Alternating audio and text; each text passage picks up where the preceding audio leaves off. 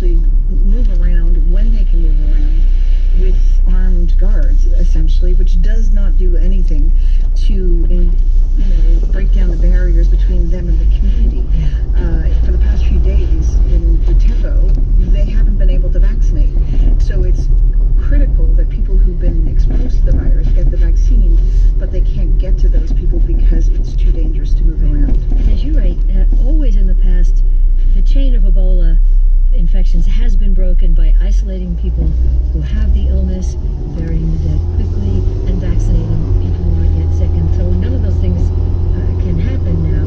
So this isn't an exponential disease. I mean, talk about what some of the fears are about how fast it's growing. Well, yeah, it's sad. It started last summer, and they used the experimental vaccine that Merck is developing, and it was really keeping the numbers in check. And in fact, in January and February, it started to look like the outbreak curve was starting to bend downwards, that it was coming out of control.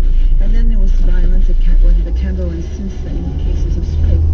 So we're at the point now where cases are coming in at about 100 a week, and it's really dangerous because the more cases you have, the harder it is to find out who's been exposed. The virus essentially gets further and further ahead of the response, and that's where people feel and fear things stand now.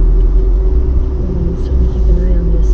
Helen Branswell, senior writer for our partners at STAT, the Health and Medicine publication. Thank you. Thank you, Robin. It's here and now.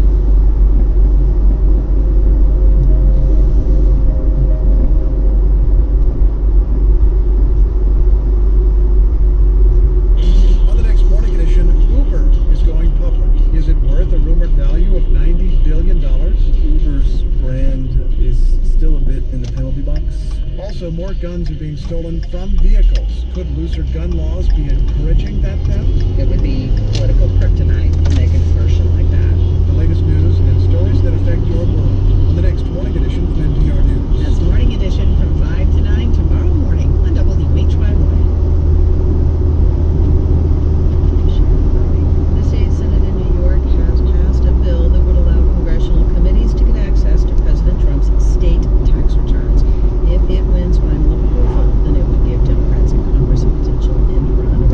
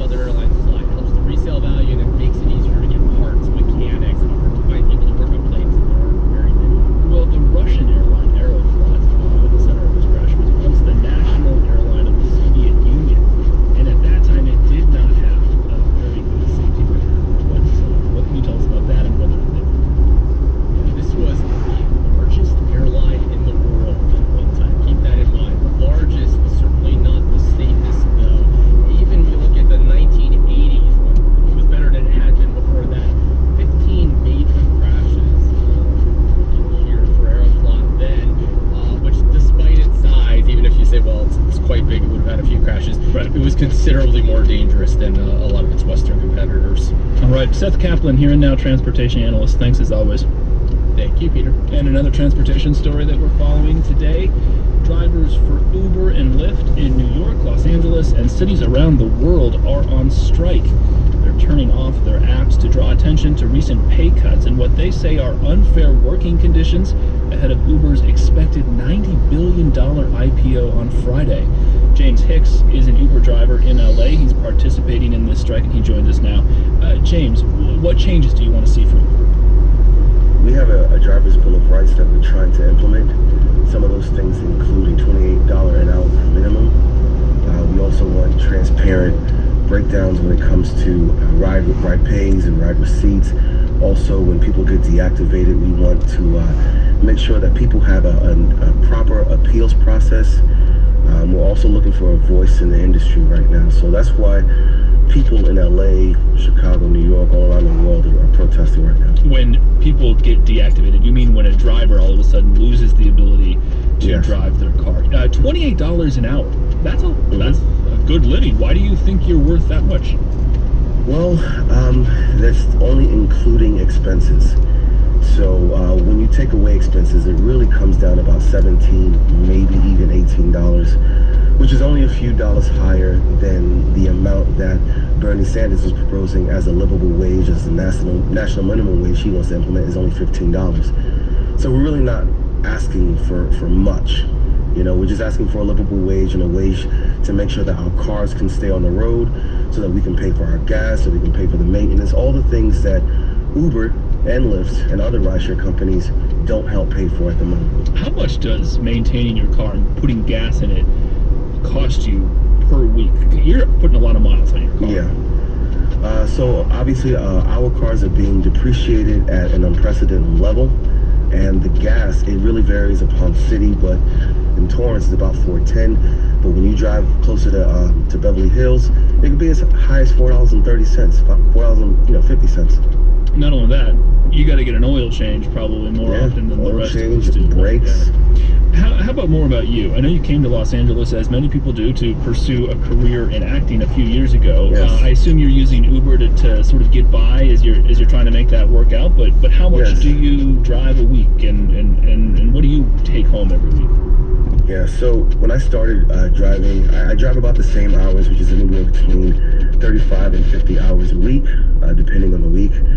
When I first started, I was making about $1,200, $1,300 a week, and I was making enough where I could, stop driving for a day, go to an audition, do a few gigs, still have enough left over to pay my bills. But with the recent pay cuts, with rent going up in Los Angeles, with gas going up, but mostly because of the pay cuts, I went from making about $1,200, $1,300 a week to now $700 a week, and I'm driving about the same. Nothing has really changed. And with those $500 missing from my personal paycheck, I can't, pursue the things that I really want to do. The reason why I came here. So Now, of course, by the end of the week, Uber will go through this massive IPO. Drivers who have completed at least 2,500 trips will get a one-time bonus. Now, get a bonus. Is that enough for you and other drivers? I received my bonus. It was $500 for the rides that I've done for them. I don't know how they come to that calculation, but no, it's not enough. I don't want a one-time bonus. I want more money in my weekly paycheck. I want more money in my annual earnings. That's what I want. One-time bonuses of $500 for a company that's worth $90 billion is nothing. The investors and executives at Uber will make a lot of money after this IPO, but the company is losing money. In the first quarter of 2019, it lost $1 billion. And like a lot of companies at this stage in the game, they're not profitable. Doesn't Uber need to find a way to make money so that you can continue to have a job? Absolutely. And Uber could be profitable if they wanted to. They're the CFOs.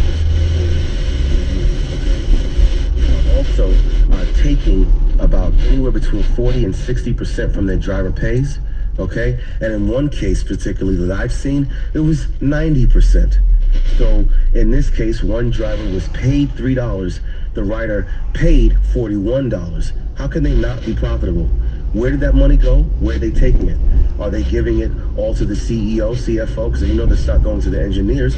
Or maybe they're taking that money and they're investing the 60% that they're stealing from us in automated vehicles. Maybe that's what they're doing with the money. You can't tell me that they're taking 30 to 60%, and in some cases 90% from their drivers, that they're not being profitable. They're being irresponsible. Uber said that drivers are at the heart of its service. This is a quote, "We can't succeed without them," and thousands of people coming to work at Uber every day focused on how to make their experience better on and off the road. I'm assuming you do not agree that Uber is treating its drivers the way that it should be. Absolutely. James Hicks, Uber driver based in Los Angeles, taking part in the strike there today. It's 24 hours in Los Angeles. James, thanks very much for your time. Appreciate it. Thank you very much for having me. And what do you think? Are you boycotting Uber or Lyft today in support of the drivers? Let us know here at now.org.